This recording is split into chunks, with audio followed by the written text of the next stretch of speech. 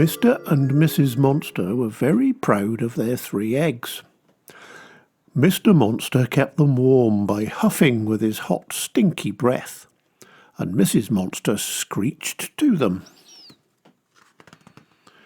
One stormy night the first egg cracked. Out climbed an ugly little monster with prickly spikes and snarly fangs.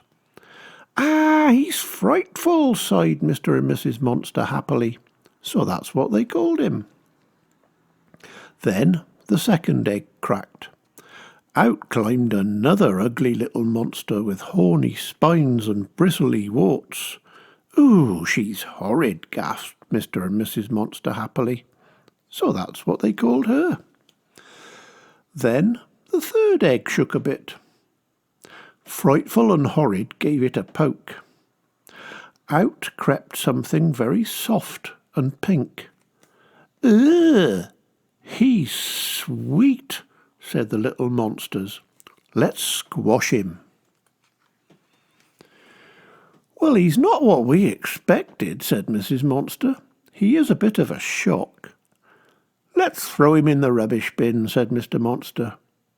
Suddenly there was a crash of thunder. "Mama!" cried the little fluffy one and jumped into Mrs. Monster's arms. She looked down at the little bundle of sweetness.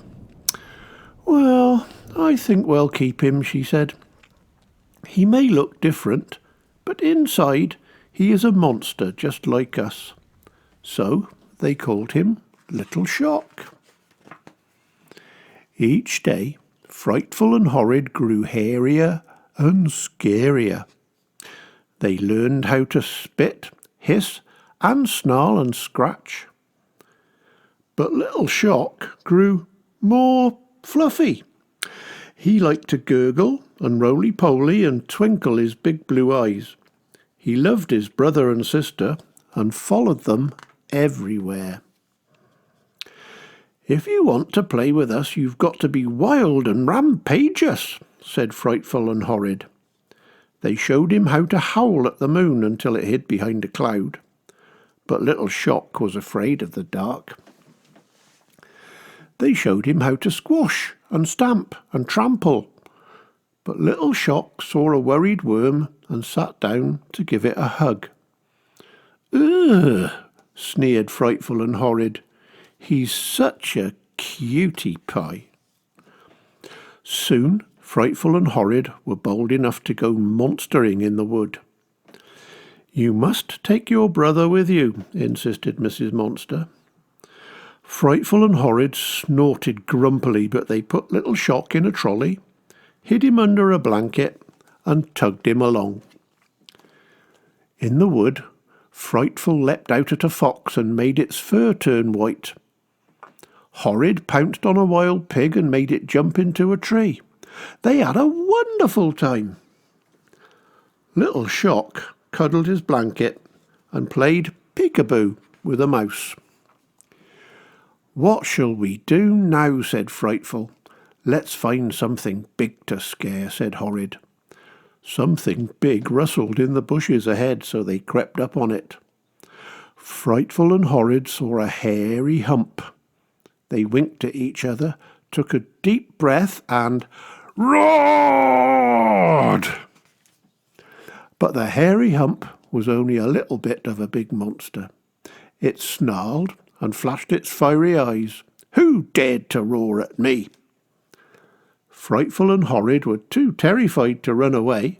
Their spines shriveled and their claws curled up. Suddenly the big monster spotted Little Shock. "Ooh, candy floss," he said. Little Shock stared up at the monster's face. His big blue eyes grew wider and wider. Then, "Mwah!" he gave the monster a kiss right on the cheek. "Yuck!" The big monster wailed and dropped Little Shock in horror. He was so afraid that his fur turned to frizz and his bristles fell out. "Help!" he cried. "It's adorable!" And he ran away, crying for his mummy. Frightful and Horrid couldn't believe their eyes. You kissed him! You kissed him! They laughed. Horrid swung her little brother high in the air and sat him on Frightful's shoulders. Maybe being cute could be useful after all, she said, giving him a pinch. Little Shock just purred happily. Come on then, said Frightful proudly. Let's go home and we can all kiss Mum and Dad.